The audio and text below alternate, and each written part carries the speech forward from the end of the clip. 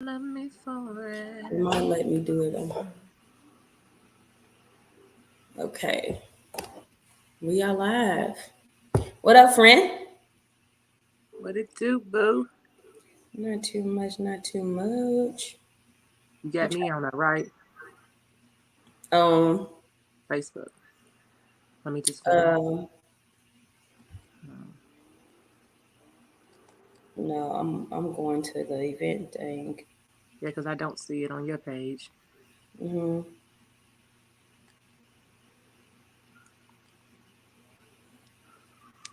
Baby, am I the fool? You call me Wookin Pa Nub. I'll be here stand. I know it came back on my playlist earlier from the other night. Yep. To hear you say. It's actually, I guess it's on YouTube. Yeah. Let me see if that be one. You call me. It's on the Tiddy Pow Wow page. Is it? 'Cause I'll be here standing waiting to hear you say to me. We need the readiness. That's what we need in here. Don't nobody You want to talking be. about the live is? Don't nobody want to be Wookin Pa Nub. No, I'm looking. I'm looking on her to so I can share it. You talking about on Facebook, right? Mm-hmm. Okay. Oh, So I can share it. Look, you just heard it on there. Then y'all can share it from my page. okay. Let me know when it's a go. Am the fool you call me the beauty waiting to me. All right. All right, all right, all right. Okay, okay. Hi, Vincent. Vinny. Oh, you see comments. Mm-hmm. Hello. Let's see. It's Titty Tuesdays. It's going up on a Tuesday. Did she just not get out of her? I think she did. Okay, well, I think she done went off on us for a second. She'll be back.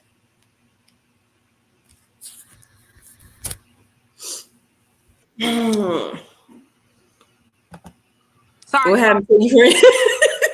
You lost me, but I'm I back. did. I didn't know what happened.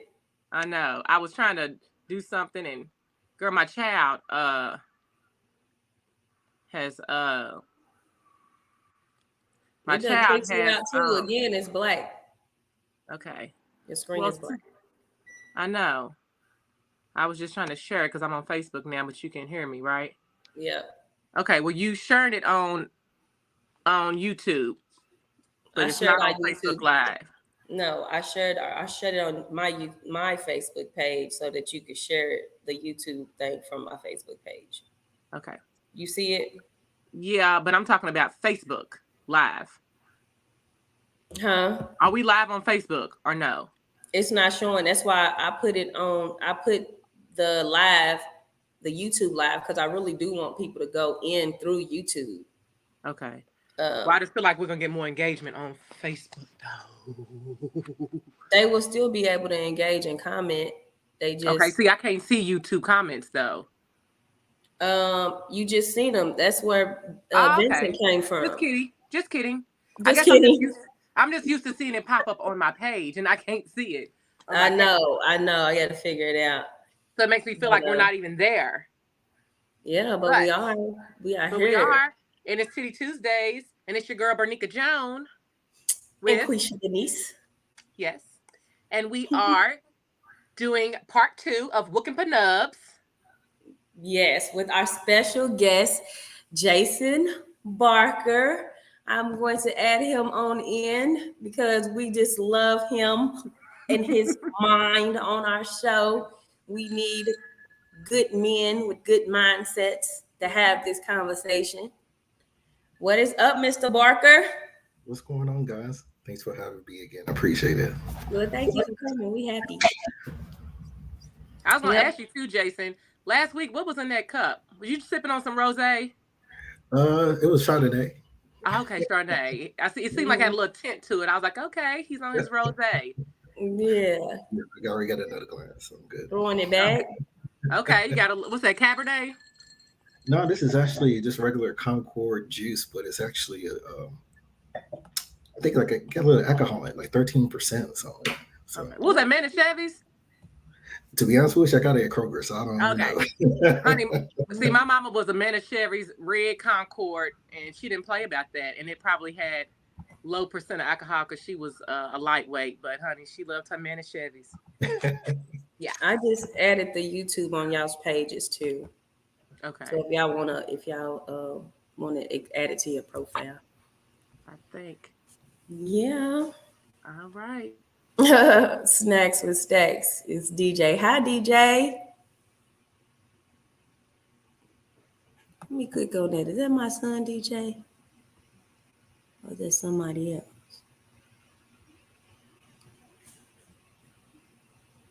Can you hear me?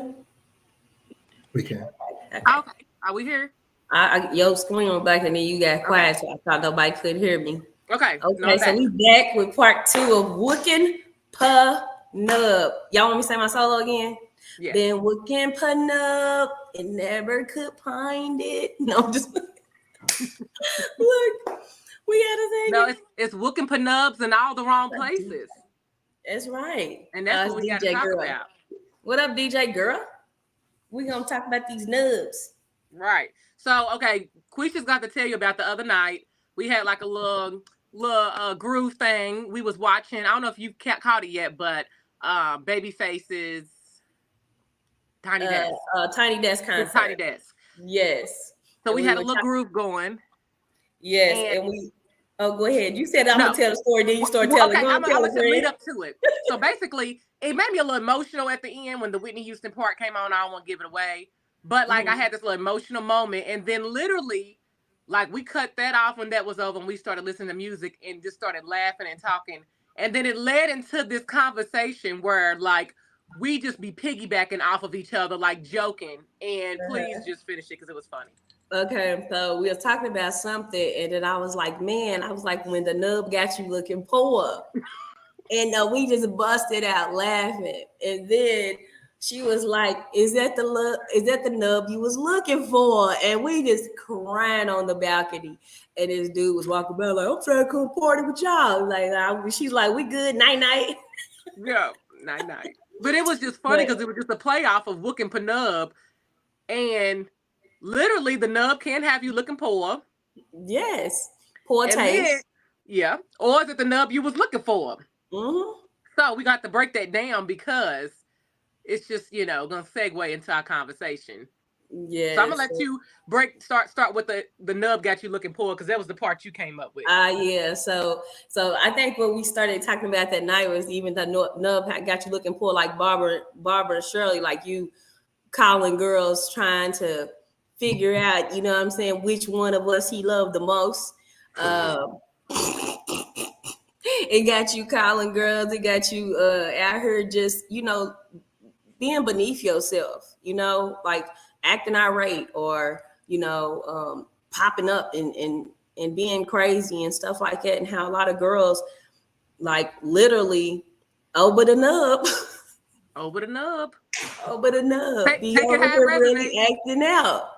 Mm-hmm. And so when we started talking about that, but just in poor taste, like got you looking like just down on yourself, maybe you just with somebody that's really raggedy, got you looking raggedy, poor vibration, like low vibrational, Mm-hmm. So I just, man, it's so many sides you can go to. You had to have been there in the moment for it to be as funny as it was to us because we were literally like hurt about it. But it was a play off words, but it's so true. Like the nub can have you looking poor, just like poor choices, low vibration. Like we was talking last week about unevenly yoked. Like I had seen a podcast some guys had did, and that's exactly what they were saying. They was like a woman that is dealing with a low vibrational man, like she can never prosper. She can't grow. She can't elevate because it's like you're steady trying to cater to this person that's bringing you down, that's not on the vibration, you know, that you're on. And I can say from personal experience, like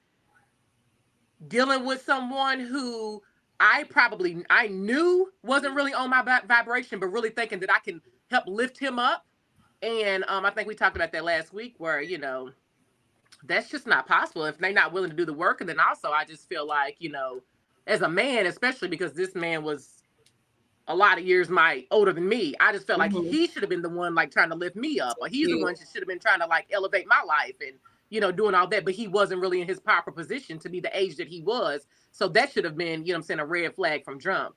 And I think even like you said, him teaching you, like the way I see men in this through these lenses that I'm in right now is you the line leader. You know, if you the line leader, so we gonna be on whatever you want. If you being real and being serious, then we being real and we being serious. If you playing games, either I'm gonna leave you alone or I'm gonna set it on two players. You know, that's just what's gonna happen, because I don't believe in one sitting around and getting played by nobody. And I don't believe in just settling. Like I don't settle, you know. People, somebody called me, say I'm an evacuee. Well, I evacuate situations that aren't safe, and that's just what it is. So, you know. So, what you think about that, Mr. Barker? Oh, me? What do you think? He said, "Who, me?" I know. He's like, that's a lot. Yeah. What we want to start at with that? I'm gonna be honest with you. When you move in good intentions, you never get played. You really never get played. That's right. Just like Prince said, anybody think they playing me, they playing themselves. They actually play themselves, and you can actually see the people who play themselves because they become orbiters, which is exes that always try to come back around any chance they get. And people don't realize subconsciously we're humans and we are attracted to certain characteristics. And unfortunately, those who actually have worked on themselves, they have something that others really haven't worked on themselves want and need. So they come to you wanting what you have, but they just can't give it back to you because it's never been developed in them. So that's why I said when people try to play basically means you're immature, you haven't grown up, and you can't even be in a committed relationship because you can't be committed to yourself. And being committed to yourself is having self-awareness to understand that I don't have to react to everything. You know, I have choices and I make good decisions. So a man who's immature, more than likely, he can't be in a committed relationship. It's too much for him. It's too much dedication outside of himself.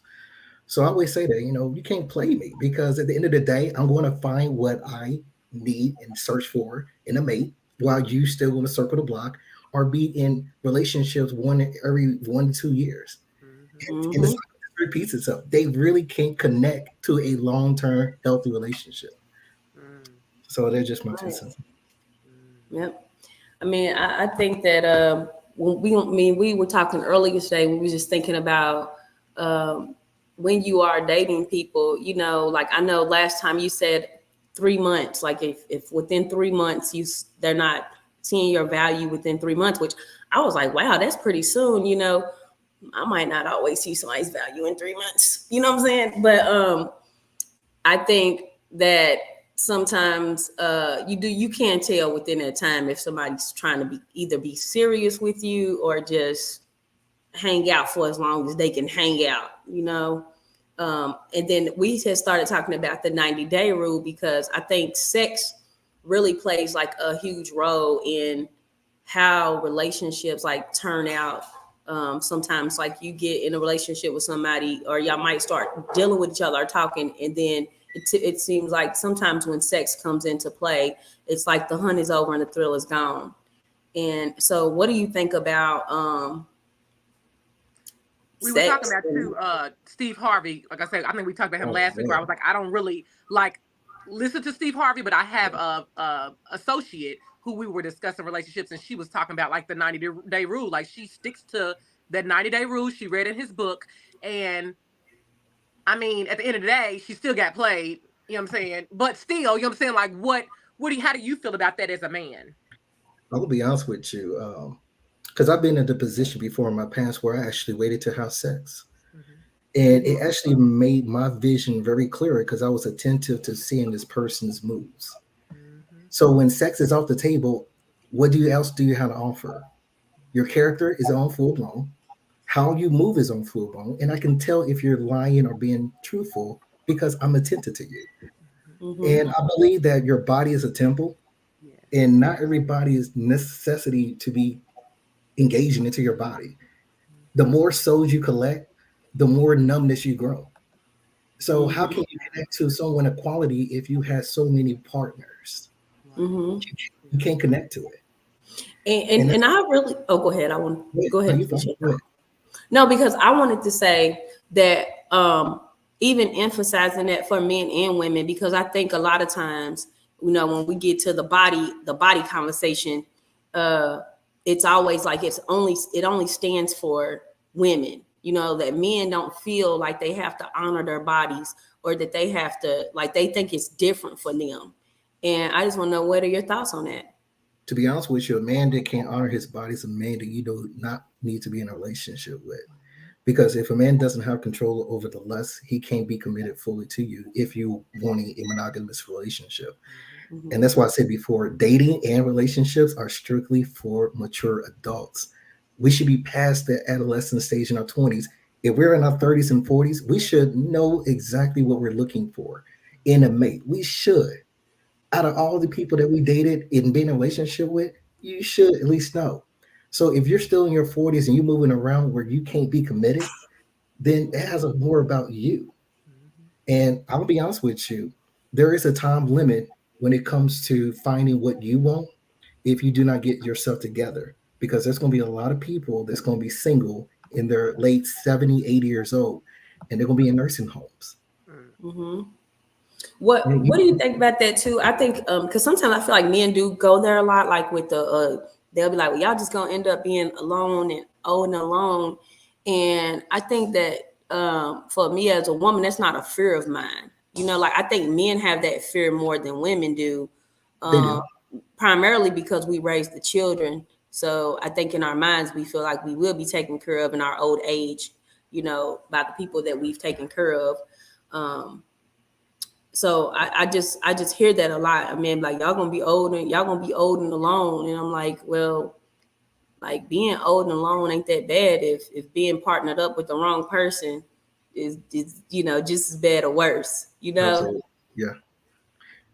And you're right about that. And that's why I said choosing a partner is one of the most important decisions that we ever will make in our life because we see the effects of choosing people, what they do to us emotionally, mentally, even financially. And it's sad because we take more pride in our careers, in our financial wealth, than our relationships. And I'm like, they Mm-hmm. both actually align. If I went to school for 10 years to study to be a doctor, I'm not going to go down and apply for a position that's not of a doctor's level. I'm going Mm-hmm. to apply for a position I know I can do. So you should at least want a relationship that is literally like-minded, just like you. And that's why I Mm-hmm. said our relationships are an image of how we feel about ourselves and our standards. So if I have my helpmate here, you're going to see her in me, or you're going to see me in her. It works just alignment. Yeah. That's why the And nub can have you looking poor. Enough have to look, and that's right. I literally said it one day. Like I remember when with my ex, we had went somewhere to a concert or something, and I was just like looking around, like my friend and her husband, and other couples that was there. And then I was literally looking at me and him, and I was just like this is the person that has to represent me. You know what I'm saying? Like if I couldn't be at a certain place, or whatever, and I had to send him as my representative, like I don't know what will come out of this fool's mouth. I don't know what, you know what I'm saying? And when I thought Right. about it like that, I was like, no, he can't represent me because we're literally, you know what I'm saying, one. And that's not, yeah, he wasn't a good reflection of who I thought I was. But in that, I guess in that space of my life, I wasn't vibrating to like high. I wasn't vibrating to my highest potential. So yeah, he had to go. That's a good, Mm-hmm. that's a good choice. And that's what we're talking about, the equally yoke. Mhm. Because your body is actually going to tell you if this person is for you or not. It's just up to you to listen to it. DJ said, how do you feel about dating multiple people or just one person at a time? Can I answer this in two parts? Yes. For a man's part, and this is actually, I can tell you what I did when my dating season. I actually dated one person at a time because if I know what I want and I know what I need, I'm the interviewer. So I'm looking and asking if we alignment and our values are literally similar to being the same. If you don't have what I'm looking for, there's no need for me to have you around. It just is no need. Because if I have you around, I'm going to waste your time. Mm-hmm. And you're literally not even the first choice when a man is still sitting up here dating multiple women. And that's what I was saying before. If I know what I'm looking for in a woman, which is emotion available, I need for someone to be kind, gentle, loving, feminine energy. How are you around people? Are you nice to service workers? How do animals and even kids react to you? Like, these are things that you can actually assess, and I'm going to ask detailed questions. And if I can't get an answer out of you, and it's not like an interview, it's just basically me being myself. I should be able to tell you and ask you any questions. And if you can't answer my questions, then there's something that's wrong. Because if you're ready for a relationship, everything is on the table. There's nothing to hide. So if a person doesn't have what I'm looking for, next, and we go to the second one. Because you really can date without going out to eat on a date. Mm-hmm. And it's no different, like I said before, it's like an interview process. If I'm the interviewer, I'm literally looking for a specific person to fill the position. My relationship should be mimicking that type of connection. So when if I'm dating like 3 or 4 other people, I'm only giving 25% to those 4 people. So how am I going to get to know you if I'm only giving you 25%? I'm literally starting you off doing the bare minimum. I'm really To that question, this guy had posed a question on Facebook earlier, and they kind of like piggybacked off of that. He was saying he had posted like, is it a red flag for someone not to, if you're dating someone, for them not to like talk to you every day? And we're just talking about dating. Like, do you like if that's an expectation? Because people feel like, people have their phones in their hand, they're on Facebook, they're on social media. So if they're doing that, they should be reaching out to me every day. Which my response was, if we're just dating, no, I don't. But if we're in commitment, I do expect to talk every day. But if we're in just dating, I don't have no expectations. But here's the thing. Remember, what you start is going to be the standard. So if you're going to say, and I'm dating you, and we're only talking once every 3 to 4 days, that's the standard that you're setting me. You're teaching me that communication in the dating season is not important. So you can't automatically assume I'm going to go to every single day. And that's why I say it's important to set the standards at the beginning so your time is not being wasted. If I want to talk to you every single day in a relationship, I expect to be talking to you every single day in the dating season. You start what you finish. Right. I agree. I think that I've often said that maybe a person is not obligated to, but I feel like if somebody's interested in you, they're not going to go days at a time without like checking on you or seeing how you're doing. And also the texting thing, because I feel like sometimes people will just believe that texting is communication, which it is. But if I don't like hear your voice and you're texting me all the time, I automatically assume you got something else going on. Because I don't understand. They do, don't they? See, I'm not crazy. Thank you, Jason. I'm not crazy. But look, I'm over here like, But both, I'm gonna be honest with you, both men and women do this. And again, it goes back to the beginning stages. Dating is for mature adults. Right. I don't have time for games. If you're still in the market of playing games, then you're not ready for a relationship. And I'm going to waste my time entertaining you when you don't have what I'm looking for. Exactly. And like I said, the way I speak, I'm being honest with you. Some people may think it's arrogant. I can only be myself.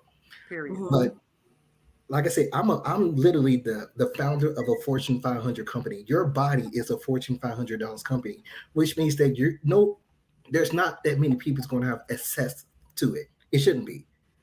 This is a once in a lifetime position. You got one shot with a quality person. You don't get multiple chances. And that's why I said when a woman operates in her feminine energy, she's going to expect a man to be a man, not a boy. And that's why some men say, "Oh, you too much." Your standards is actually perfect for a mature man, but it's too much for a man that's not ready. these are things that we can spot out before we go on the first date. Has this man been consistent talking to me on the phone and actually engaging in a conversation that is a deep conversation, no surface stuff? We passed that asking, what's your favorite color? No, what do you see yourself in the next 5 years? What happened in your past relationship? How do you went to therapy? What are you looking for in a mate? What is something that you're needing in a woman? These are questions that I can answer on the first phone call. And that's why I said that when a man knows what he wants, they move differently. And they move quickly. Because I'm not going to let you go if you have what I'm looking for. Right. And I think in being intentional, you know, with your time and your energy, where you put it at, you know, like a lot of times, I feel like when you are, like you said, when you are dating multiple people or talking to multiple people, you know, you're texting 4 or 5 people in a day, like, you know, and then based on the responses that you get, who you decide it's, you know, priority. And I don't know, it just don't seem right. Well, I think too, people have like kind of like made fun of me because I'm like, when I find somebody I like I lock down, and that's who I want to pursue, and they're like, well, you need to date multiple people at once, and you need to be, you know what I'm saying, that's dating when you date. And I'm just like, I don't even have the time to keep up. I barely have the time to keep up with one person. Might as less 3-4 people. You know what I'm saying? And I don't know. I guess for me, once we take it physical, then we literally go together. Yeah, you have to. We go together. But also, literally, what is this girl that I follow? She said, like, you know, like a man asking you, you know what I'm saying, like to sleep with him or whatever. She's like, well, yeah, when you commit to me, then we could, you know what I'm saying? But in this climate, in this world, people feel like they need to like take it for a test drive before they, you know, but it's all about your standards and what you require, you know, and if you require that I need commitment before we take it there and they don't respect that, then that's not the one for you. But it's really about holding ourselves to a higher standard. We do. We have to hold ourselves to our standards. And don't you think exclusivity is commitment? Like someone once asked me basically for exclusivity without commitment, and I was like, friends with benefits, basically. Yeah, that's to me what that means. Like just to be exclusive, and I was like, it feels like a person wanting to keep their options open. That's what it sounded like to me. So I think he froze. I think he is froze. Jason, are you okay? No, I'm sleeping. You're right. Okay. You haven't moved in 7 seconds. We're gonna okay, you back with us? Maybe it's in slow-mo. No, I think it's happened last time too. Jason, if you can hear us, back out and maybe try to come back in. There we go. Lord, y'all, it's the Tiddy Pow Wow, and we got Mr. Jason Barker on here giving us the real. Y'all haven't fixed your drink yet. Get you something. Get you something in your glass. Absolutely right, DJ girl. It is a great male perspective because I think most men are not honest about their intentions with women, and then they don't even want to like educate women about the intentions of other men. I'm like, dang, give me the game, Ghost. No, it's the bro code. They ain't doing that, man. But yeah, no, it's it's bull crap. It's bull crap is what it is, and they expecting us to. So they expecting us to accept bull crap. Yeah.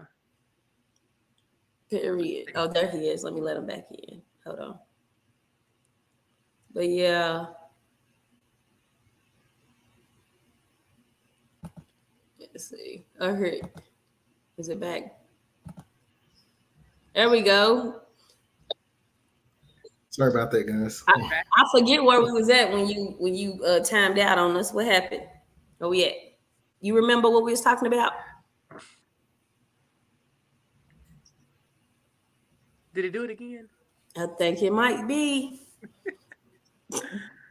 I told you, girl, he got your hot box. No, I'm just playing.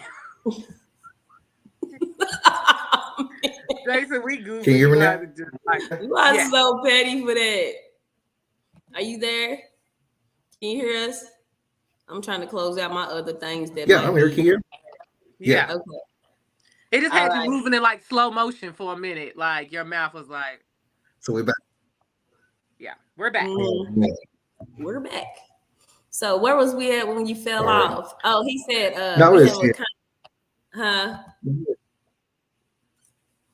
he said there ain't no bro code we compete. That we use. So we may believe it's a game. And that's the problem. And that's why I said when it comes to maturity, we have to learn how to put the games behind us. And like I said, a lot of us are still stuck as an adolescent stage mentally. We may be over 35 plus, but we're still as an adolescent. And part of it is, like I said, it's our learning behavior, and it comes from our parents or our environment. And that's why I tell people, if we truly look at ourselves, we're literally kind of like a mirror of our own parents. And that's why I say it's important for us to start learning how to reparent ourselves, because we should be already sick and tired of being in relationships and they're failing, because we're not designed to be alone, but we just never took the opportunity to address our traumas. And sometimes the learned behavior that we was taught by our parents really does affect our outcome of our relationships. Even the people that we entertain affects us. But maturity is a choice. And maturity is learning how to be alone, learning yourself, not having females or male friends around, because it's a journey that only you can take yourself. And when you come out of that journey, oh my gosh, you become so empowered. You have this energy. And this is why I say you become the interviewer versus the interviewee. The energy and the arrogance. There you go. Because this is true, because I should have the confidence to tell you what I want. And I should have the confidence to walk away, because I love myself more than anything. People who don't love themselves, they find themselves chasing that one. It's just something about him or her that I can't let go. And that's a trauma bond. It's like trying to figure out, why are you attracting this man or woman? Why you can't let go?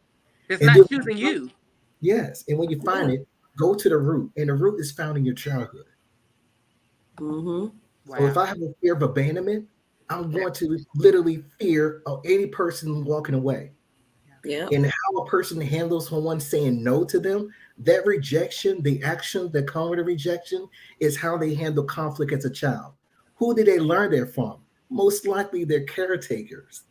We are learning behaviors. Yep, that's absolutely true. So why would I want to be with someone who is over the age of 35 and you're mentally stuck as a 12-year-old? It's not going to work. And nobody wants to be a parent to an adult. No, not at all. No. I think that it's even when I find out, like if I'm talking to somebody, if I don't even want to date a dude that don't like his mama. Like I don't even want to date a dude who really don't love or like his mama, because I just feel like your mother has set the tone for how you feel about women. And I don't even want to be on the receiving end of somebody who has not been loved properly by their mother, because you could not love them enough to fill that void, or to repair that wound. You can't.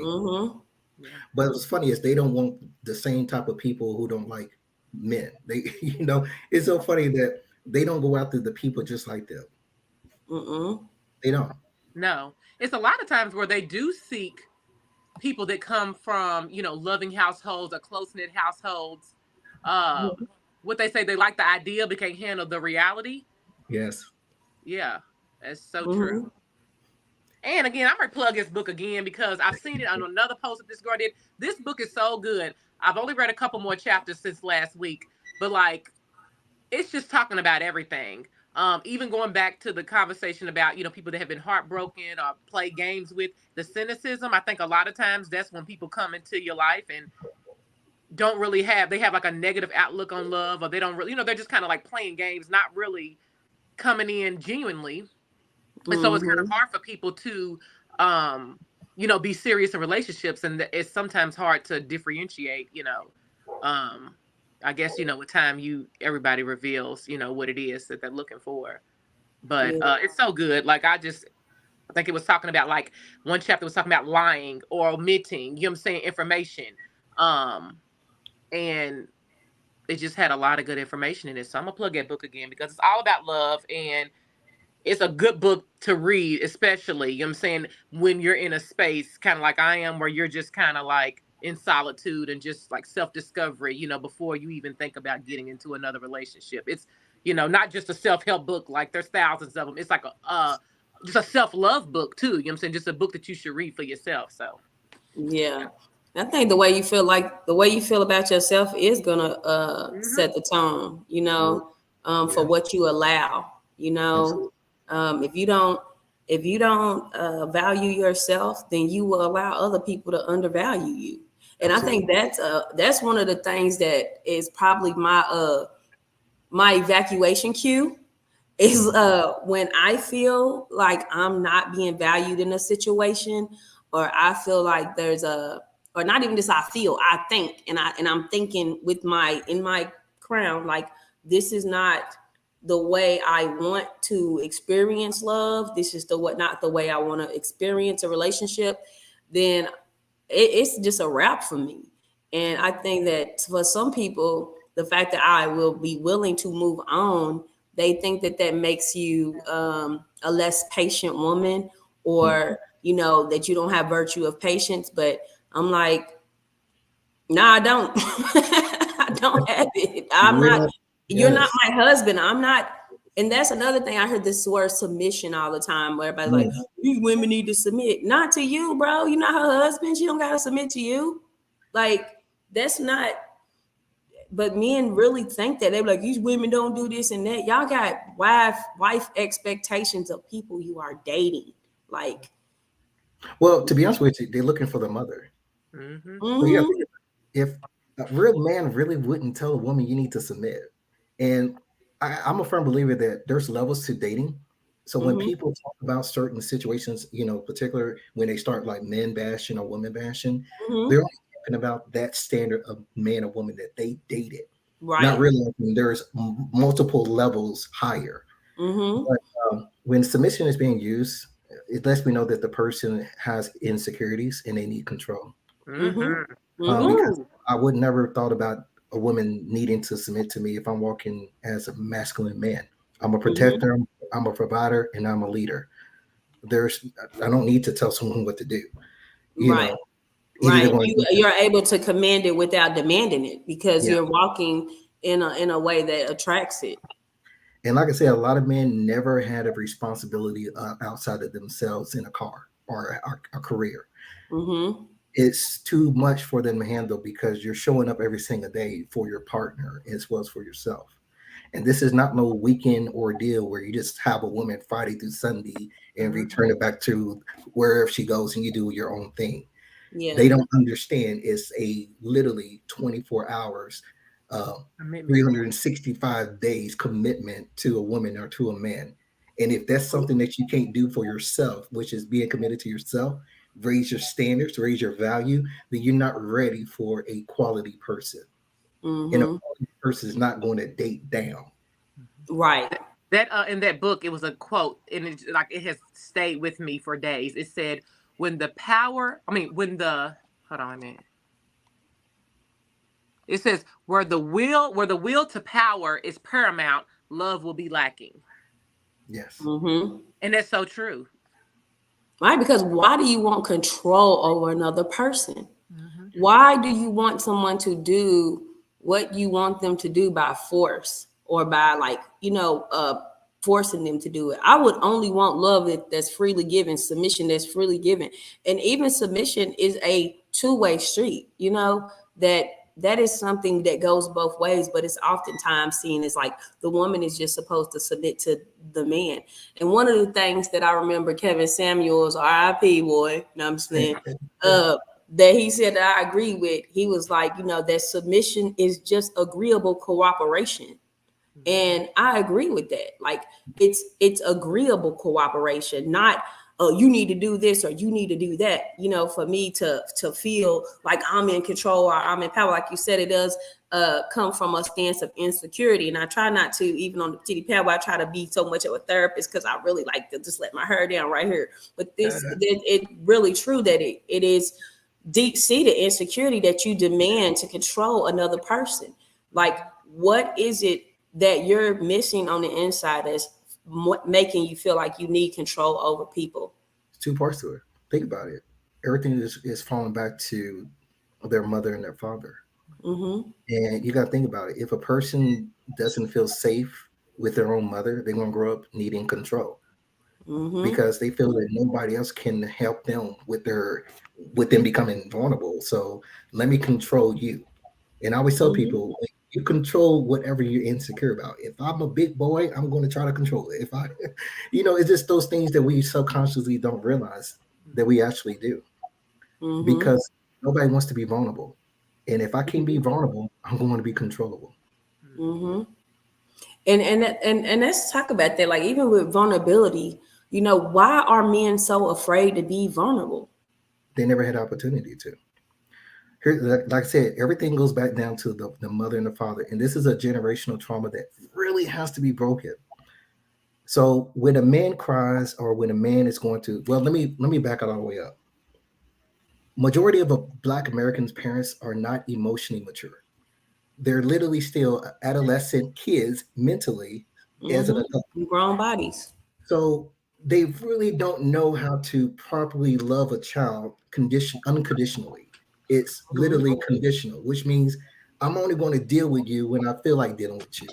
If you're crying, your emotions is too much to handle. Get out of my way. Shut up. Be quiet. I'm going to start hitting on you. So after a while, when you start suppressing an opportunity for a child to express their emotions because their parents don't even have the mental maturity state to even comprehend that the child is trying to express a feeling, they're going to grow up knowing that they can't express it. So when you hear a man and you have issues, talk to me. Mm-mm. Why don't you talk? I'm good. I'm fine. No, you're not. They can't talk. But you know who they're going to talk to, or even the woman talk to? Go to their work. Friends. Yeah, such and such did this to me. And this is the funny part, is when they emotionally connect with a woman that's not their woman, you're literally planting the seed of actually starting to emotionally cheat that leads to physical cheating. So when they think, oh, I just physical cheated on her. No, you didn't. You emotionally cheated that set up the physical cheat. Because you went to your girl about everything that you could have gone to your girl for or your man for. You really can't. Yeah. You just choose not to.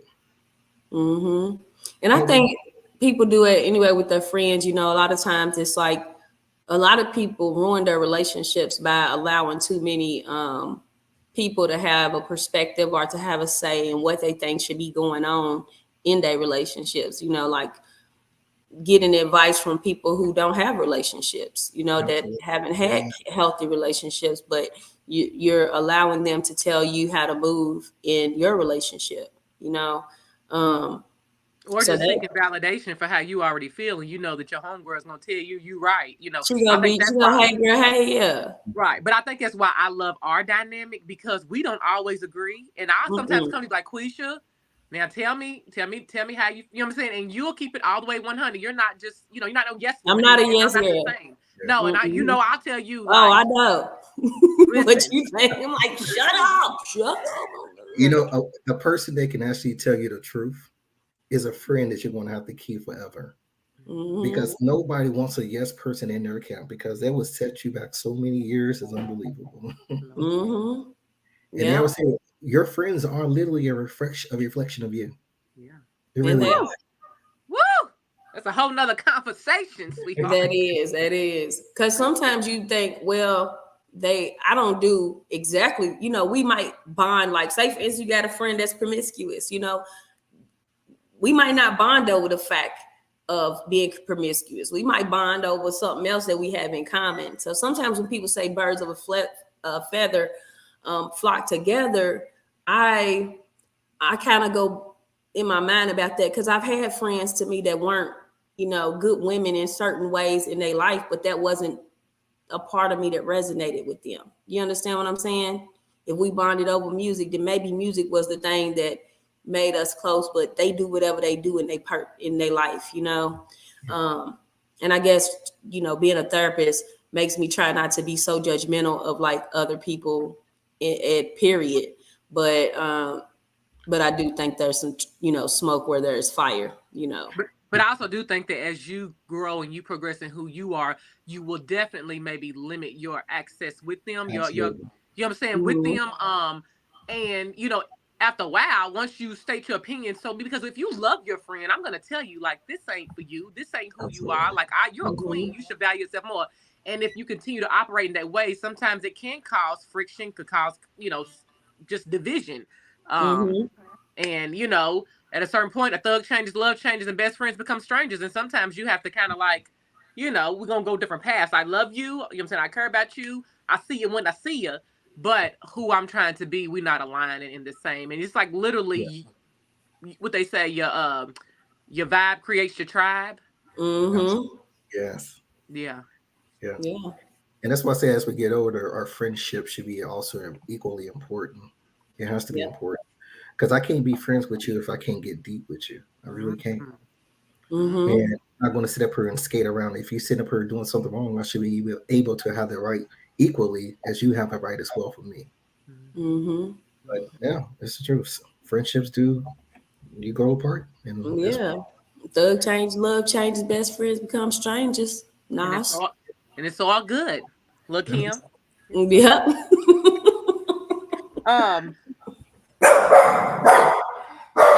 Bye-bye. I know, he just started going out. Get him out of her. Went to my door. So remember last conversation, jumping subjects for real quick. Remember we was going to talk about polyamorous. I guess we kind of left on that note, but I don't know how to segue into that, but let's talk about it. Let's discuss it. What do you think about people who desire polyamorous situations? To be honest with you, this is my honest opinion. This is my opinion. I believe those people, I really feel sad for them because they didn't get the love that they should have received as a child. And they have grown to the point that I can't get love, so I'm going to get anything. And they need multiple people to fill the void within themselves. Because when you love yourself, one person is all I need. I mean, I don't need 4 or 5 other people to complete me. And telling someone to turn off one of the key elements of love, which is your emotions, I can't do it. And that's a dark road to go down for polyism. And you know, go ahead. I'm sorry. Like somebody's not gonna get what they want or need in the situation. Like there's no way that somebody's gonna be lacking somewhere. And I think that social media has made us think when you see I forget that one guy's name. He has those real 2 pretty girlfriends, and what's his name? D-Ray Davis. Is it D-Ray Davis? Well, there's another rapper. There's also a dude. He's not even nothing. He's just like a handsome guy that has 2 women. I think that was the first dude I had seen like going public like that. But it's always a situation where they are showing like they're so happy together, and I can't imagine that. I can't imagine how that would be a happy situation. Like I would not want to know that, he can't come in my room and watch TV with me because he's in her room watching TV with her, you know, like in the same house though, but or sharing a bed, you know what I mean, like I'm not even the girl that's ready to hit the threesome or none of that. So I'm definitely not going to watch my man have sex with another woman or none of that. Like I might crack her. No, I'm just saying. Right. No, but even like if you take it back to, because I know that I had a friend in Atlanta, a guy that was Nigerian, and literally his father was like kind of like a king, you know what I'm saying, like status type, you know, as far as, you know, the assets and the wealth that he had over in Nigeria. But he literally had a compound. He had like 7 wives, like 40 children, and they all live like on, you know, different wings of this. But I guess culturally, you know what I'm saying, and it was okay. It's normal for them to have multiple wives. So I think some men try to take it back to our culture and our lineage, you know what I'm saying? But no, seriously, like I've heard it. But where we are now, like I just believe love is between two people. Absolutely. And that's it. And that's all. It's all it's going to be for me. But think about it. I mean, you put yourself in two women's position sharing a man. The man is not even a quality. And there's so much low self-esteem where you believe that you can't find your own man, that you're willing to share a man with another woman. That's the lowest of low when it comes to self-esteem. People do it every day, B. They do. Right. But I have literally been on both sides of that situation, you know, and so it's definitely neither one feels right. Neither one feels good. You're going to be mad or you're going to be sad somewhere, somehow about something. And like, ain't gonna be able to do it at this point. And it's literally a man literally saying, I get the best of both worlds. You know, I got my mother in one corner and I can do whatever I want because I got two women to do whatever I want. It's just sad that we're looking at people who literally gave up on love. Yeah, or they didn't learn it in the first place to even know how to give it or receive it. Yeah, you know, because remember, anything that they see healthy, it's a negative term attached to it. It's always hilarious. Yeah, or they're a simp. You know what I mean? Like, you're a simp or you're whipped. You know what I'm saying? And I'm like, why? Because he loves his woman, and you know what I'm saying, he wants to be, exclusive to her. Or this is his best friend. Like. But literally, like we was talking last conversation, how a man will be more loyal to his barber than to his woman. Right. And to his friends. Like, but I did see a clip not long ago where this dude was like, basically, I don't trust men who cheat on their woman. He was just like, if you will cheat on the person that you lay beside every night, then you will betray me as a friend. You know, because, he was just like that. He doesn't trust men who cheat. No. And what were you gonna say? No, I agree with you on that. Yeah. So he was just saying that he didn't trust men who cheated, and I just thought that's a good way to view it because it's probably highly likely. Yeah. And like I said, it just sad for Black Americans. We never had a chance to see what healthy love looks like.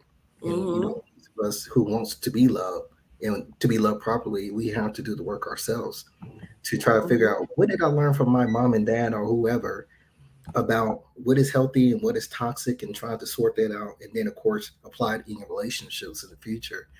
But there's hope. And like I said, for those who literally wants a healthy love, I look at it as no difference than you wanted to lose 60 pounds in the gym. You have to be consistent. You have to be dedicated.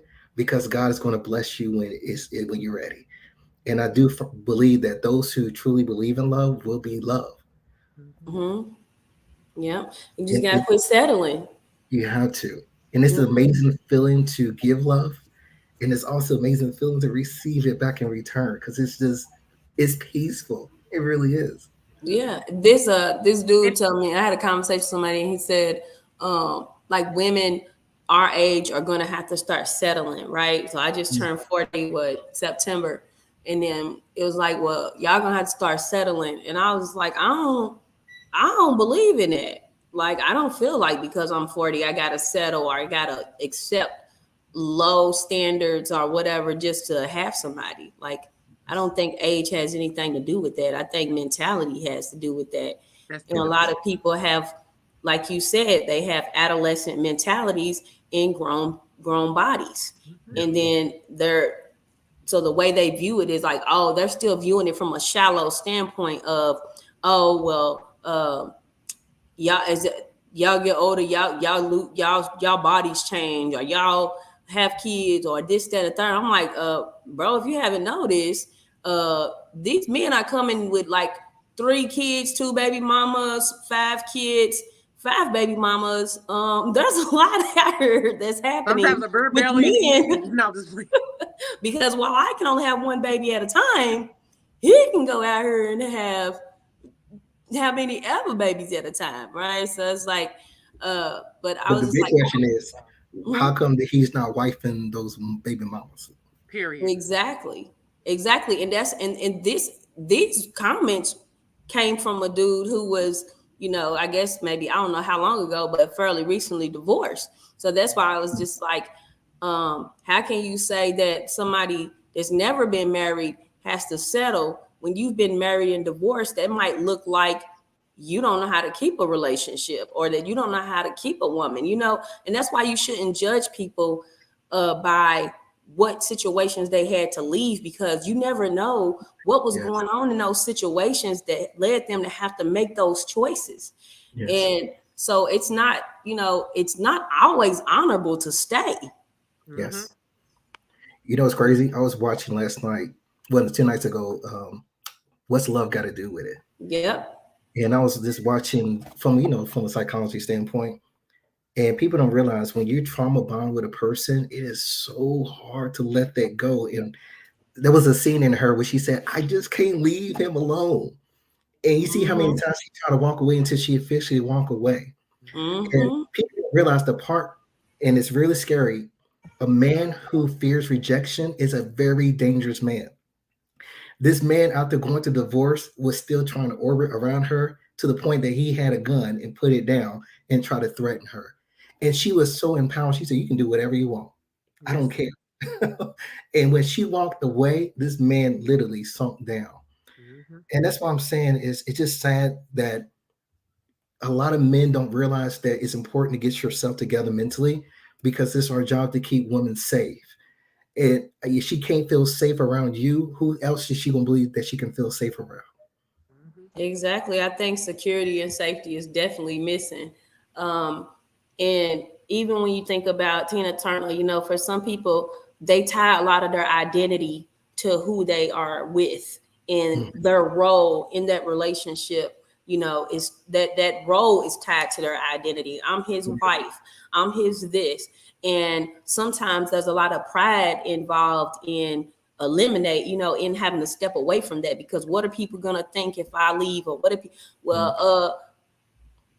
you got you looking silly right now. So it doesn't matter. Like, if you have to leave, you got to go. Like, and I don't try to push people to just leave people, because I think you should give a relationship as many tries as you can stand, if there's no like physical harm or different stuff like that involved. But when it comes to physical harm, I'm like, leave them, I kill them. No, I'm just playing. or even habitual cheating, because you're harming me by putting my body at risk. Oh yeah, at risk. Yeah. I'm gonna be honest with you. The verbal abuse, which is shut up, disrespect. We're done with that. Yeah. Because remember I said, what you allow is literally the standard.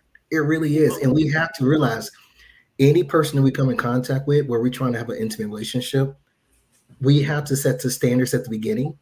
We can't just set it 5 or 6 months later down the line, because what we allow will continue. So if a man was able to call you the B word, he's going to continue to call you the B word. And it's going to get worse and worse. Yeah. And literally, like, even for me, like I do a lot of makeup, and I see a lot of women. I guess it's when I feel like everything happens according to divine order. Everything happens when it's supposed to happen for you. And you can't like rush your timeline based off somebody else. But like, I do makeup, and I've done a lot of 40, 50-year-old brides. You know what I'm saying? Sometimes it was their second marriage. Sometimes it was their first marriage. But, I guess people just feel like, oh, they see other people getting married in their 20s and starting families in 30s, and that would be ideal in the perfect situation, but that's not for everybody, especially if you've had kids, you know what I'm saying, out of wedlock before. Sometimes you have to raise your kids first, so you don't even have the time to kind of put in a relationship, or your priorities are different, before you find a mate. So it's really different strokes for different folks, but being like more mature, definitely. Like, and I just feel like it's all about growing and loving on yourself, because literally the things I would have accepted, or I did accept in a relationship 5 years ago, would never fly with who I am today. So, man, 6 months ago. Listen, 6 months ago, that part. Listen, 8 months later, and we still ain't got no freaking justice for Breonna Taylor. 8 months ago, ain't no way. But think about it. Every relationship we enter and, of course, failed, there's a lesson and a blessing in that situation. Absolutely. And that's why I always tell people it hurts, and we have to recognize hurting from a woman's perspective. Most men don't leave women, and that's the honest truth. But if you have to leave a man or you have to leave a woman because they're hurting you and you can't take it no more, we're hurting because you disappointed us. We're hurting because we expected you to treat us the same way that we're treating you. And it hurts. But the thing is, it's a lesson and a blessing. God put me and this person on earth for a reason, to connect for a reason. And I do believe in planted seeds because when you move in goodness, you literally will be blessed. And that's why I say you can't play a person who moves in good intentions because I'm planting a seed in you. And even though we're not going to be together or meant to be together, the seed was planted because I left you in better condition than you first arrived with me. And that's a blessing within itself. Ain't that crazy? Like we have the ability to make a person better. Now, if they want to take it to the next level and do some self-work, that's give God the glory.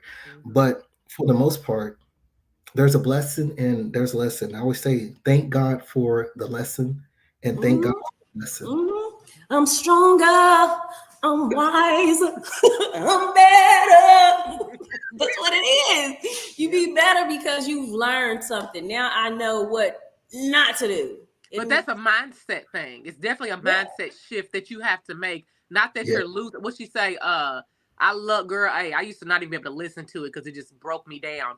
But Fantasia, I think she's gonna be here this weekend too. But her song "Lose to Win." Sometimes you have to lose to win. Sometimes you have to lose somebody in order to win with the next person. So don't really take it as a loss, like you're losing something or you're in deficit. But literally, you've learned something that can just like build you up for the next situation. And that's just kind of how you gotta look at it, like as a positive thing. Like we could take breakups negatively or rejection negatively, but literally sometimes somebody's doing you a favor by leaving you alone because their intentions might not have been pure from the jump. The jump. And honestly, when you know by the way it ends what the intentions were. Like you can tell. My motto is always, we can complain that the rose bushes have thorns, or we can celebrate that the thorns has roses. It's all about shift of mind. And like I said, it's hard to let go of hurt because you really want to play that victim. How dare this person did this to me? And we become comfortable. And this is a dangerous zone because we literally have a choice to either heal or become just like the people that hurt us.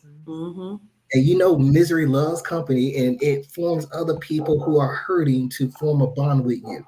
So now you have everybody who's misery connected as one and you move as one. And that's a dangerous game. That's why I say heal, take time to yourself, learn yourself. So the next person, you know, you have standards and value. So my standards and my values come from my past hurt and things that I didn't learn as a man that I do know now. Yep. As remember Quisha last week we was talking about what was that? We were talking about Patti LaBelle song.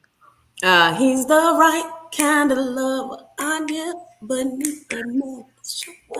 My mom used to bop that song. But the lyrics, you know, she said he's strong but tender. That means he's emotionally available. You know what I'm saying? He's tender. He's vulnerable. He has the ability to be that. And I think that some men don't realize that you can be strong and you can be tender. You really can. You know, that you can be a leader, the line leader, and sometimes you could be the rider on the other side of the car while I'm driving. You can ride along. Like it doesn't have to be power and control and manipulation and all of this stuff that, man, it'd be too much to work through. That's what it'd be for me. Like, what? If I got to do all this, swim and muddle my way through the whole relationship, I don't know. People be like, well, we've been through all this and then we got married. I don't want that kind of marriage. I don't want a marriage that has gone through all this hell. You done treated me bad, verbally, physically abused me, and then I'm supposed to be grateful for you in the end. What? You have made me dishonor myself, and you've dishonored me, and you've made me feel like I really shouldn't be here. Now it's just harder for you to walk away because now y'all have, you know, legalities and everything, tied to it. Man. And it's hard to walk away with an investment, but you have to choose yourself. Yeah. And I always tell people, either you choose yourself or your body's going to do the choosing. And Yeah. no man or woman is worth being in a mental institution or broken down. Man, allowing somebody to break you down, that's what, and that's another thing for me as a therapist. I cannot be with somebody who messes with my emotional availability and my energy to be there for other people. Because now you're not even just messing with like my person, you're messing with my money. You know what I mean? When I'm so busy trying to get over what I'm going through that I can't really be emotionally available to clients, or can't really feel like I can go in and give my best self to what I am doing, no matter what that is, like, you gotta go. Because why would you mess if we gonna be a team? Why would you be messing up our money? Not messing with me. No, I'm just kidding. I'm the bag. No, I'm just kidding. No, but seriously, like being for someone to break you down and then you supposed to take pride in that relationship. I'm not taking pride in having to be in a constant state of recovery. You know, like there are people that I know, relationships, they've been with these people for forever, and they are always having to try to recover from something that person has done. And I done it. I was in a relationship where I was constantly trying to recover from things that were happening, very distracted in all areas of my life because of the things that were happening. And actually even the nub had me looking for. Listen. The nub had me looking for. And then look, you call it Shirley. This is Barbara. Is this the girl nub looking for over here? Girl. Never. Never again. Because hey, you might go over with Shirley. Man, hey, go do your thing. If Shirley's in the picture, choose her. How about that? Exactly. It's no different. Like I said, it's a childish game. Think about it. You know, a child, when they see a shiny new toy, they want to play with it, and then after a while they get bored and they search for another new toy. And once they get tired of that toy, they try to go back to the old toy that they abandoned. And a lot of people, like I said, self-awareness plays a big role in this, because they're really not aware of themselves. I mean, hurting other people, they can only see beneficial for them. Yes. So when you come to them and complain, they're looking at, what are you complaining about? I'm not doing nothing to hurt you. Right. They can't see their actions and how can it affect you in the long run.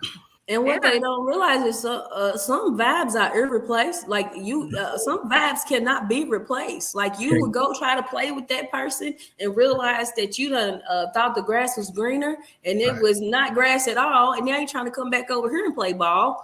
And the vibe is not. And also the vibe changes when people start harming you, doing harm to you emotionally. You change. Your vibe changes. Now you mad at me because I ain't who you was when you met me. Well, you kind of like started hurting me, and I started turning into someone else because I'm just a human being. Like I'm not gonna be able to be who I was before the trauma, after the trauma. Like that's not going to happen. I'm gonna be a new version of myself, or I'm going to be a worse version of myself. But with you in particular, like a person in particular, you might not get the same me ever again. That's why you shouldn't do it kind of stuff, you know? Remember, you only got one shot with a quality person. Man, one shot. That's one true. shot. That's it. And then, like you said last week, they'll be searching for you and everybody else. Poor everybody else. And I just was thinking about what he said earlier. They just become orbiters. Golly, it was so good right there. I'm like, just swinging around, just wishing they could come back around, swing the block one more time. Every rip. Yeah, I keep you in the friend zone forever. Listen, the goal is to see if your standards has changed. And you know, they keep coming back like, oh, you know, I'm a changed person. I do this and do this. No, you're still who you are. I went to go see the lady. No, you didn't. I went to go talk to that lady. Who was that? Mike Epps. He was like, yeah, I be talking, talk to the lady. I went to go talk to the lady. And that's why I say the best lesson a man could ever have is losing the one who was a good woman, and never be accessible to him. Because when you are accessible, you lose in value. Ooh. Yep. And like I tell people, there's nothing wrong with having values because there's someone that's going to be in your level. There's someone that's going to like fine wine and fine dining, and they have no problem doing that. So I always say, ask for what you can do for yourself. Sprinkle. Listen. Yeah, because and it ain't even just about, it's about what you require, like what you require. And for some people, especially I know I was like, well, I don't like being worried about money or doing this. I don't want to be like a shallow girl. But then you realize that that will put you in shallow waters that you will not want to worry about money and stuff like that. You end up with people who not broke like, oh, because a person is broke. No, I'm talking about people who are broke because they don't have no drive. They don't have no ambition. They don't have they don't try to do what it takes to go to the next level in their life. And they complain about, they're victims of the system and victims of circumstance instead of creating the reality that they want. Plus, I just feel like if you're a person, whether you're a male or female, and you're really like putting your energy into your craft, your family, your goals, you know what I'm saying, your fitness, whatever it is that you really don't have time to be dealing with a lot of individuals anyway. You kind of just need that one person as your partner to help you like push through life. So I feel like a lot of guys who are women, you know what I'm saying, that are out here, you know what I'm saying, with multiples and rosters and this, like you're not really living up to your highest potential because you're distracted. You got too many distractions. And you spreading yourself too thin. You're spreading yourself too thin, literally. And in the way the inflation is in this world, you know what I'm saying? Like, hey, life is too expensive to be out here just giving it away freely. Time is expensive. The time, it's the time too. Like my time is valuable. Right. Yes, I agree. And that's what a lot of say, all I want is bitch, I want my time back. But it goes back to us, like I said, it's up to us to make better decisions when it comes to dating. Everything that we just talk about, we have control over the dating seasons. And that's also why I say have the confidence to ask the intentional, direct questions. Because if you're with a masculine man, he's going to look different, he's going to talk different, and he's going to be able to explain to you everything. And one of the key things I always say is ask about their past, ask about their family backgrounds. You have to know this. Because if you can't talk about your past, you're not ready. You're not ready. And even if you can't talk about your past, I don't want to hear about what they did. I want to hear about you, the victim. Well, because you still playing, we just basically separated. No. No. What did you do? Yeah. No, people just, I think that's what is vulnerability requires. Honesty. And a lot of people literally have a hard time being honest. Find the root. The root is, as a child, their parents lied to them. And we have been taught that or it wasn't safe for them to be honest. You know how your mom tell you, like, tell me the truth, you don't get in trouble, then you tell the truth and get toe up. There you go. So it's hard for people to be honest when they grew up around people who were dishonest. Literally, the chapter I just read in the book, this book is called Honesty, Be True to Love. And that's literally what it was talking about, was like being honest, speaking our truth, sharing our inner struggles, revealing like raw things about us. And sometimes people take being vulnerable or being raw as a weakness. You know what I mean? But with the right person, that's only gonna like want them to be able to understand you better, to be able to love you better. Absolutely. It also goes back to shame. Yeah. Because some people, they, the things they can't be honest about are the things that they have shame about. And part of the shame is due to the fact, like I said, going back to the root. Their parents told them, you better not be telling your business to everybody. You better not do this. Why are you looking like that for? They've been conditioned to believe in that outside validation is all they needed to be accepted.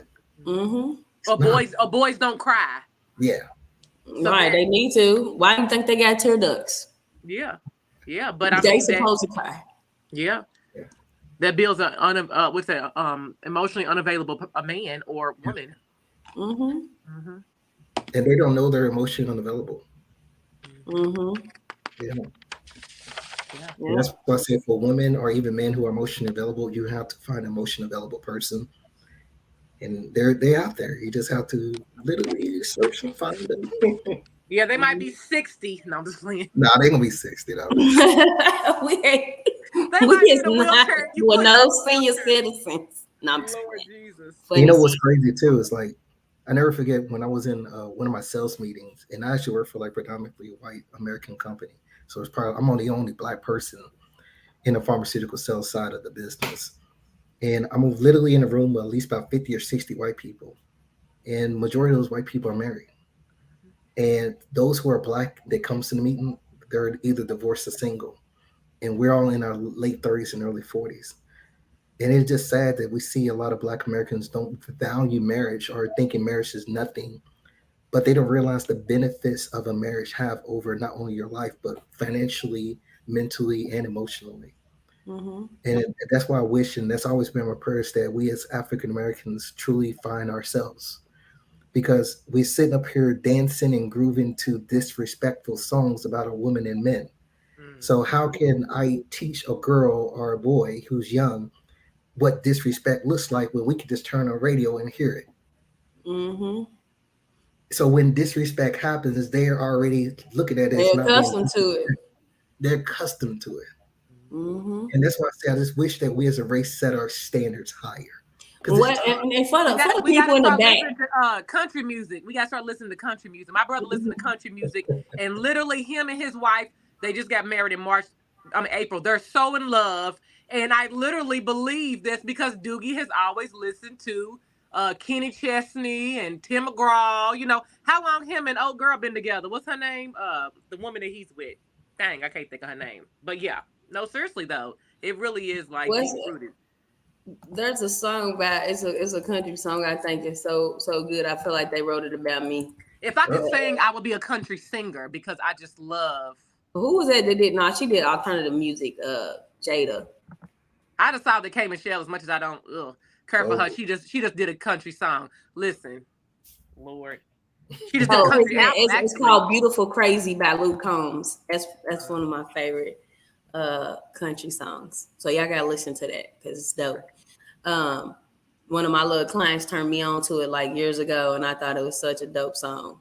I do want to ask you something though. What do you think about this? Because I have a group of they're white and they're older. They're probably like late 40s, maybe early 50s. And I do their makeup like almost every year. It's a group of friends, and they usually have like a theme of what who they are, what they going out as. But literally, like I was doing makeup one time for them, so a couple years ago, and I was doing like they were all drinking or whatever. But the guy said, was talking to like one of the other guys, and he's like, "Oh, shut up! You're still in your starter marriage."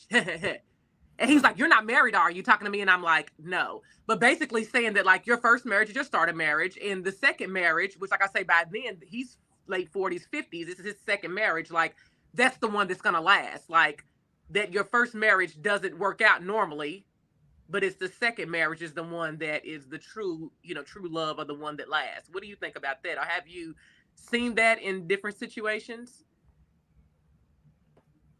Me or her? I'm talking to you, Jason. I mean, either one of y'all can answer. You know what's crazy? Just going back, and like I said, most of my friends, I got like a set of friends. Most of my male friends are white men, white older men, and they're married, and they've been married for like 10 plus years. I don't believe that.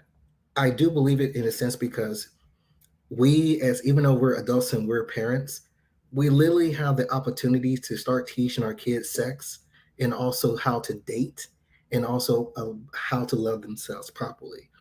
Because you really can find the one on the first marriage if you have been taught how to find the one. And Black people like us, like how many people actually said they got to sit down for their mom and dad about how to date or what to look for or not to have sex with the right person or the wrong person. We never had those type of conversations. So you see a lot of us in our 30s and 40s still trying to find our identity. And even if we did get married, and even if that was a starter marriage, okay, I hope I learned a lesson in that starter marriage so I can be a blessing to my second marriage. Okay. And if that person was trying to make it as a joke, I take it as like, okay, and if it happens, the Lord bids, if it happens where the first marriage didn't work out, I pray that God sits me down, gets me together so I can be a blessing to my forever. But I did read, I remember a long time ago, and I don't live by Cosmo, but I remember I used to read those books every day, and we had a subscription too. But it said that, like, even with women, like, divorced men are like the best men to date because they're not afraid of commitment. Like, if you meet a guy that's divorced, don't necessarily take it as something's wrong with him or he did something wrong in the marriage. Not saying that he couldn't have, but to date a man that's divorced versus a man, you know, they may be 40 and divorced versus a man that's 40 and never been married.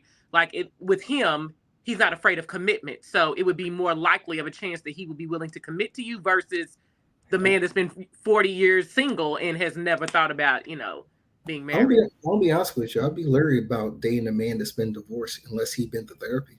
That's the only option. Period. If he did something where he was verbal abuse, physical abuse, or even lying and cheating, and you're married, it means that the ultimate commitment, you still fail. Why would I even think about entertaining you? Well, I think that's pertinent in any relationship. Like, even with my friends, like I say, and I only tell my friends, like, get therapy because I've gone through it. You know what I'm saying? I still can call my therapist up and schedule a meeting if a conversation if I wanted to. But I had a client this week that I was talking to about that, and she was saying a lot of things about her guy that she was with. And I asked her that. I was like, has he ever been to therapy? She's like, well, I think when he was younger, he had some trauma, you know, but I'm like, as a man, like, has he been to therapy? Because I believe it. I believe that it is, especially in this world, in this climate, post-COVID and just period, like, everybody should go to therapy. Yes. You can't lean on your own understanding, you know, like, you definitely need to, you know. Yeah, we also in an era where, like, some people have not even had any type of spiritual development. So, you know, like, when I was growing up, I mean, a lot of us, we grew up in the church or we were taught certain things. And that's why a lot of us deal with different shame or different things that are because the life that you might have chosen or lived wasn't congruent with what you was raised to operate in, you know. But there are literally generation of people that have not had any type of spiritual foundation, who don't have anything that they believe in, you know, so they don't care how they affect other people because they really have not been taught to love or to love their neighbor, you know, like to value other people in a way that we are all interconnected, you know? Yeah. And so that's the thing is, like, I feel like if you ain't never have no type of spiritual foundation, you probably definitely gonna end up need some therapy somewhere because you're gonna make choices that are not gonna, you know, you not developed. You have a selfish way of thinking, and you're not thinking about. You can't think about anybody else because you've only been self-serving your whole life. That's why I said, and that's why relationships are for mature people, because going from only thinking about yourself to literally think about another human being, not many men and women are ready for that. And we can't blame them because we can trace it back to their childhood. They didn't have it. They had to defend for themselves. They had to do things for themselves. They had to try to work around a lot of traumas that was incorporated on them from their own parents. And it's just sad. But even like I said, in our age, we all went to therapy. It's a demand. It should be a standard and a requirement. If you have not gone to therapy, you're not dateable for us. Maybe for other people, but for us, you're not dateable. I don't know where your mind is at, you know, or what you know, because really what therapy is for is building up self-awareness. That's the main thing that it's for, that you build up your own self-awareness, your own ability to cope with life and work through the things that have hurt you, the negative beliefs that you built up about yourself as a result of the experiences that you've had, and that you are not like deflecting and putting that off onto other people, projecting those things, you know, because sometimes I know I've been in a relationship where, or you may be in a relationship where you feel like a person is treating you like someone from their past, that the way that they may be treating you ain't even consistent with what's happening in y'all's relationship.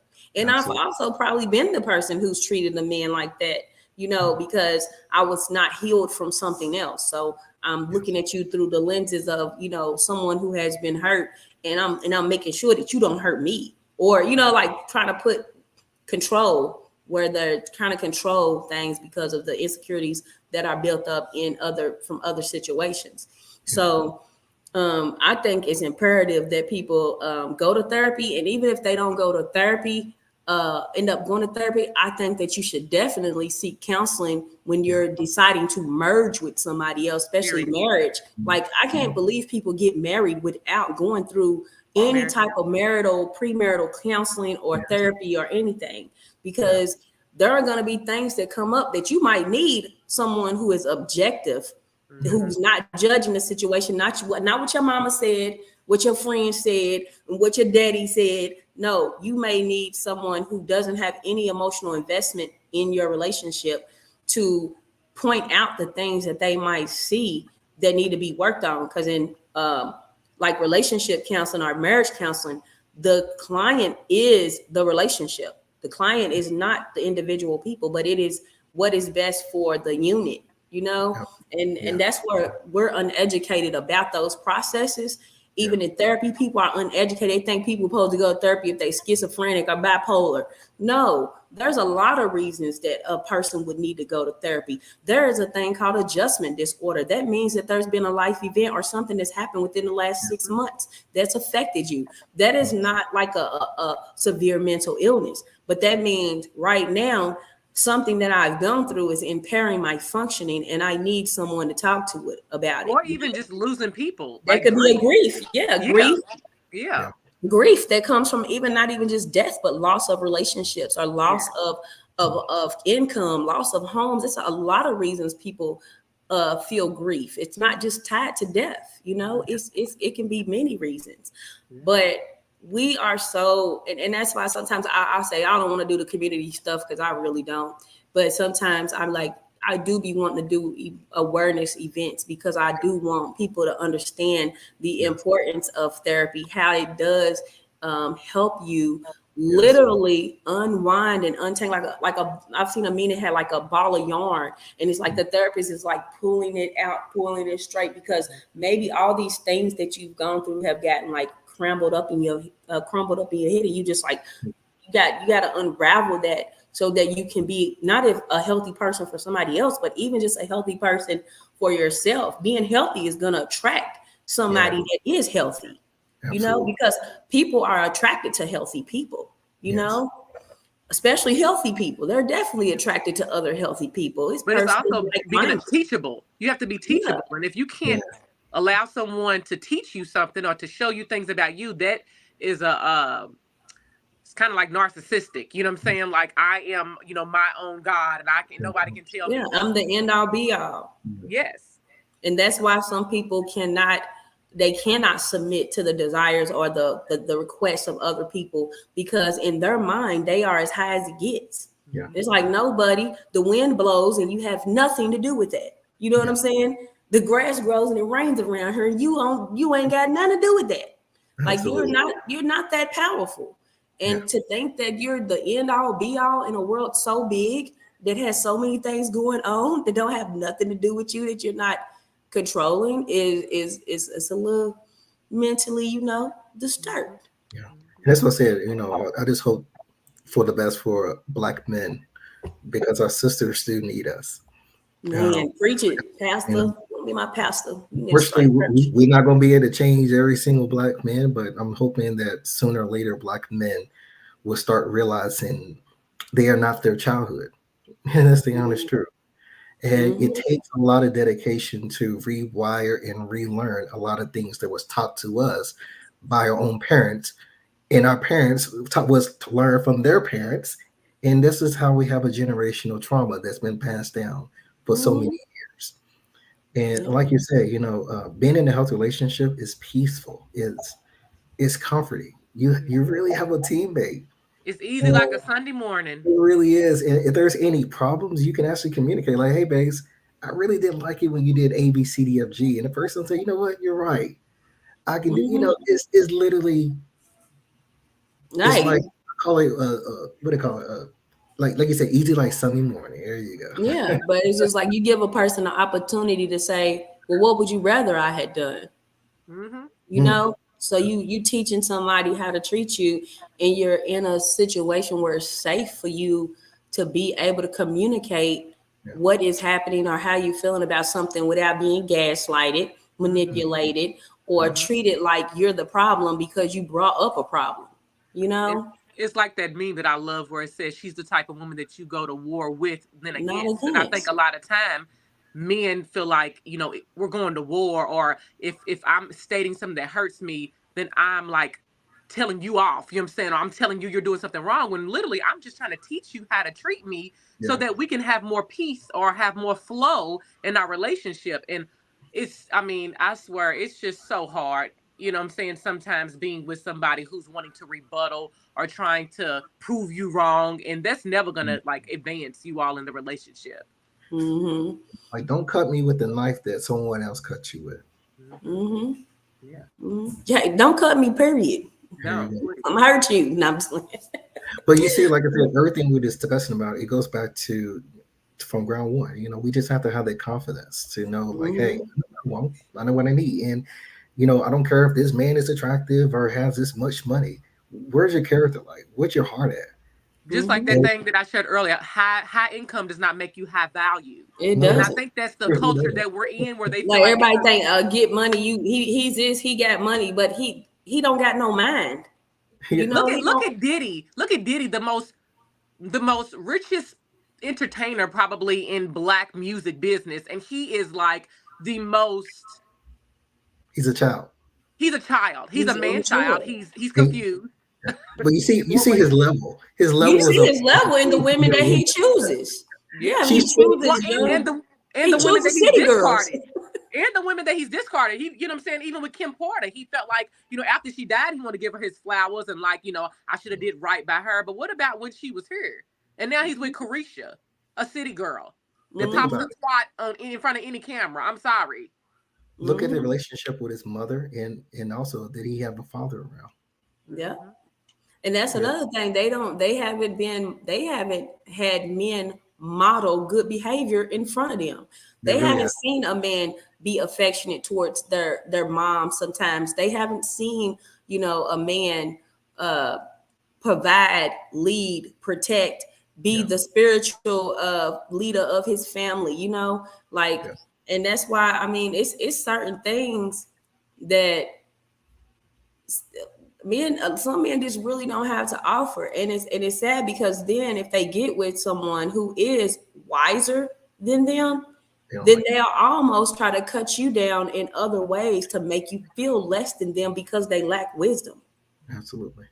But when that's really the only thing I feel like a man can truly like we all can bring, like money to the table and all of that, but like for me, I have to be with a man who is wise in his decision making, somebody who makes me want to learn from him.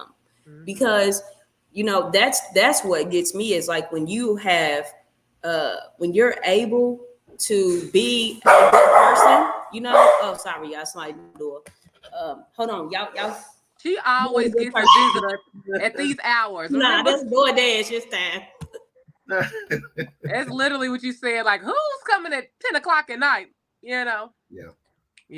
But to be honest with you, it goes the same way, like I said, for both men and women. It just like I said, we just never had quality people, and we just never had the opportunity to see what healthy looks like. And we've been conditioned. Like people like, oh, they've been married for 25 years. Okay, what's the health of the relationship?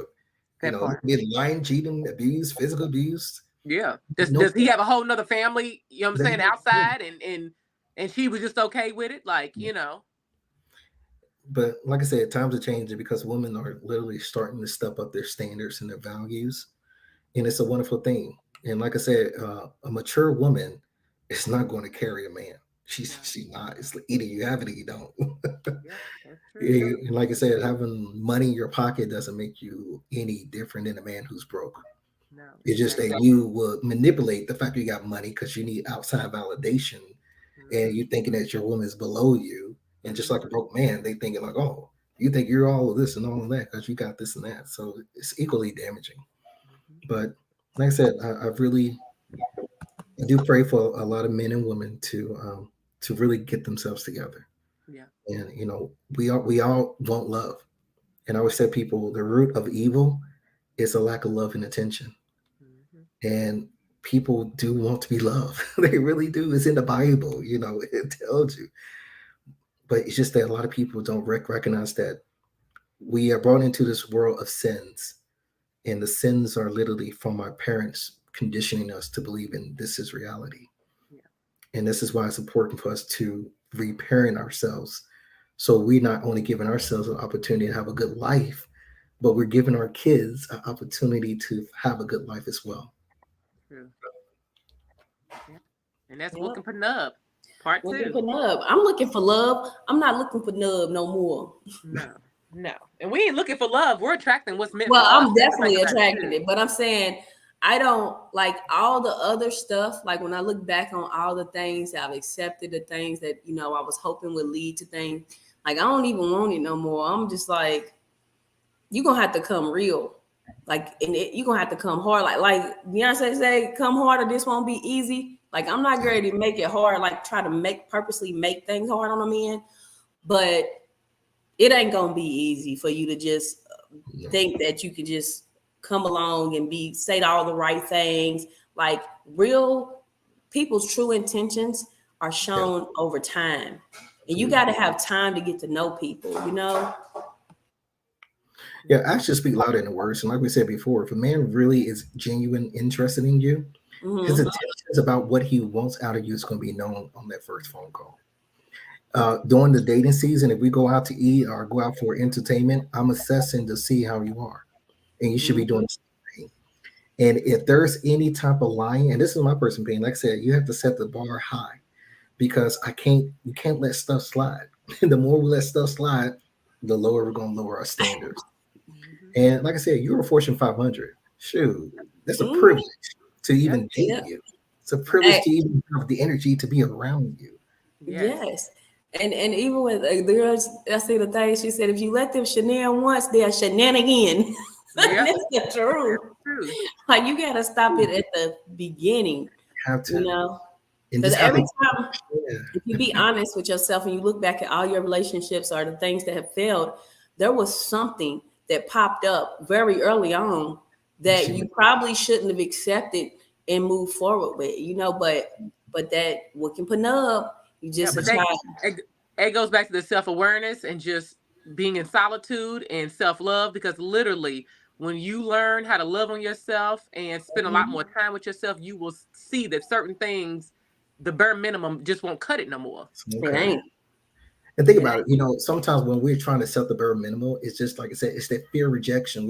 We wanted to show you that we really like you and let me do all of these things, but we're losing ourselves trying to prove someone that we're worthy, and they can't even see it. They're still looking for other things or other people. Yeah, when you put yourself in a position of looking like you're begging, now a person is not valuing you because what's valuable doesn't beg for attention. What's valuable just is, it's just there. And you got to be able to afford it. And affording it ain't about money. It's about maturity, Your emotional and putting in the work. Putting in the work and actually being real. It requires genuineness, authenticity. And that's something a lot of people lack. Yeah. So good intentions never get played. Yeah.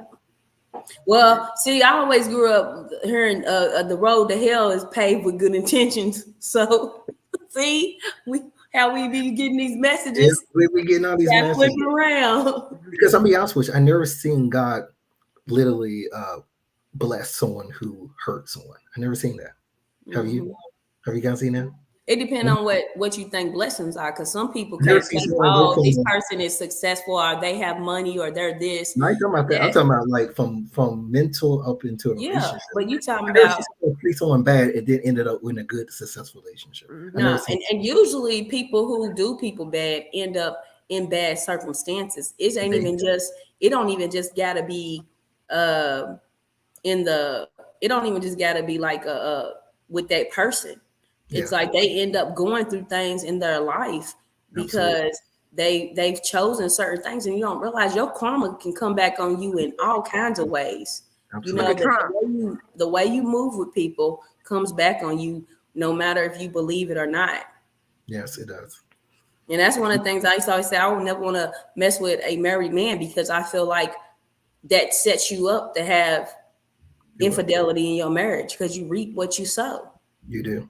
And everything always comes back. Like you might not witness somebody's karma right away, but definitely you will see it in one way. And it really, to be honest, I think for me, like God says, vengeance is mine. So for me, I don't even necessarily see you got to go through it. I know that because of divine intervention and the way that things are going to happen, it's going to get you some sooner or later. And really, to be honest, at a certain point, I'm going to be so emotionally detached where I really don't even care that I don't care. That's what I say about my ex. I'm like, I don't care if he wins the lottery or if he goes bankrupt. You know what I'm saying? Because his life and his success or the things that he has nothing to do with me. But I do used to be like, oh, I just can't wait to see him. I can't wait to see this.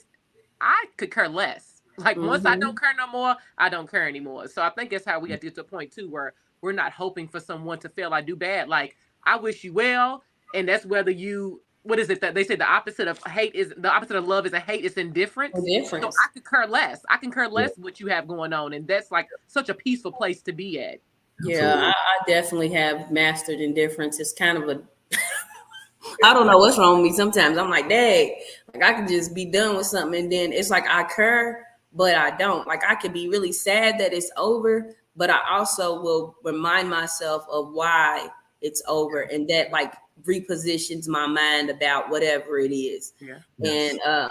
And I was gonna say to your point too about what I was thinking about when you were talking about if people are rich or have this or that. I think that we have to get away from judging people, even men, judging men by what they have, because you could get with somebody and they lose everything they have, and maybe not even do to their own decision. You know, that you have to start valuing people for who they are and not just what they can give you or do for you. Like value me because I am me. You know what I mean? Because we all have intrinsic value. That we have value that stands no matter whether you know what to value or not. You know? And people get a little beside themselves, you know, thinking that high value, that high income is high value, or that, you know, that I got to be with somebody who has this, does that, because you can lose all of that in a day. And then or that material things makes a person like, and who are you to them when they have nothing? Yeah, exactly. Well, then it also says a lot, you know, more about you too. You know what I'm saying? Because that means nothing. A lot of people use material things to mask how they really feel, or to make themselves feel like something, you know, other than what, you know, who they are. So it could be an insecurity. They can't be themselves. Hey, your clothes, like my clothes, this is just adorns you. This is just adorns what's already valuable here, you know. So that's like people, they think what you wear, man, you can meet a dud in a Armani suit, you know what I mean? Like you can meet people who are literally they look good, but when you even have a conversation with them and they start talking, they are not educated. They don't have and I guess education is important to me, not being educated like you've been to college. But bro, you got to read a book sometimes. You got to go research some stuff. You have to be teachable. You have to be teachable. And I have to be able to learn something from you. Yes. I don't want to be with nobody I can't learn from. I'm the only resource in the relationship. The only mental, you know, resource, you know. Yeah. We're not gonna have too many good conversations, and I like to talk. Yeah. Well, it's just not gonna last long too, because after so long, you're not pouring into me, or you're not building me up. You know what I'm saying? It's not. It got to be a two-way. Mutually beneficial. Yes. Yeah. Like I said, they're gonna, you know, they're gonna be like, oh, you too much. They're gonna try to bring it down. Oh yeah. Well, why you always gotta talk about I remember. I am dead. I was about to bring up something, but on somebody's status, and I was like saying something. They're like, everything don't got to do with psychology. Absolutely, it does. Definitely does. Mindset. I'm not even gonna argue about that, because I know that everything that goes on in your body, it happens in your mind. Like your mind is affected by the body, and the body is affected by the mind. They're interconnected, you know? So it's like, But some people don't like to hear, if you use, they like, oh, you be using them big words. Look it up. Lord. Look it up. Learn it. Ain't it funny when it's something negative to things they can't understand? Man, it's something negative to good things. Like people think that being good at stuff, they be like, oh, they a square. You mean somebody who's never been in trouble before? You mean somebody who has tried to do the right thing all their life? You mean like that's negative? That's not negative. Or someone being kind to them all day long. I'd rather have you mean somebody don't have no felonies or nothing. He done did all the right things. Like that's a good thing. But it's the way of the world. The world glorifies what's bad, and they make what's good corny. Or lame. Yeah. And I look at the bad stuff as lame. I think out here taking risks when you have kids is lame. I think that no matter if you're a female or a man, you're being lame if you're taking chances that would get your taken away from your children or from your family. You're responsible to and for your family. So that's a lack of maturity that you would make decisions that will take you away from your children. Like that's grow up in your mind. Like so that you do the right, like doing the right thing is never wrong. But there is a wrong way to try to do right too. So I don't know. I can get on a soapbox about that. My bad, y'all. People be getting on my nerves a bit. I don't like the square thing, and I think it's probably because I've grown up trying when I was younger, just try to do the right thing, and people like, oh, that's square, and I'm like, but I'm a pretty beast in out here. What are y'all doing? You know what I'm saying? Like, well, they need an outside validation, and that's what I'm saying. It's just sad that a lot of people don't. Yeah, I don't need the streets to validate me. I need this paper to validate me. This career, this whatever. Like I need my kids to to feel proud that I'm their mom. Like that's important to me. Like I said, it's the lack of self-awareness because they fail to recognize that their kids are watching you, and when they get older, they want to think this is acceptable to do.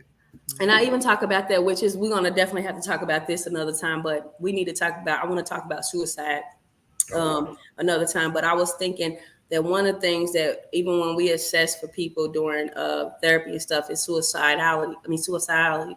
And one of the things is people don't realize is that if you had a parent commit suicide, then it makes you more susceptible to believe that that's an out. If you had a parent go to prison, guess what? That makes you believe that prison, that normalizes prison to you. If you had a parent kill somebody, then, well, a parent who kills somebody may end up with a child who's a murderer. Why? Because they've normalized murder. Like we have to be careful with what we normalize in front of our kids. Because they're gonna internalize that to believe that those are things that are acceptable for them to do.